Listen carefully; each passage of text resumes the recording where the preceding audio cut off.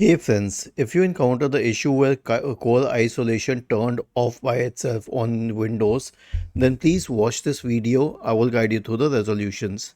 Now the first one is to repair or reset the Windows security app. And while it wasn't an option earlier, now it's very easy. All you can need to do is search for Windows security in the Windows search bar and click on app settings. Now scroll down, first terminate the process, then click on repair. Let it repair and get a tick here. Click on reset and then click on reset once again. Okay. The second solution will be as follows. So you can run an SFC scan. Search for command prompt in the Windows search bar and click on run as administrator. Type the command sfc space / scan now and hit enter to invoke the SFC scan. The next one is to check for drivers and remove incompatible drivers.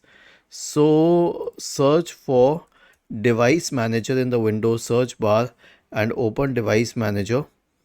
Okay, and let us say that there was an issue with the Bluetooth drivers. If you notice a yellow exclamation mark here, simply right click on that driver and select uninstall device and uninstall it. Once it is removed, once you notice that it's removed, then click on action and scan for hardware changes. Okay. The next one is to reset, repair and reinstall Windows. Now it's an overkill, so I will do away with this solution. But if you really need it, then you can try a cloud reset. Was this helpful? If yes, then please subscribe to the channel.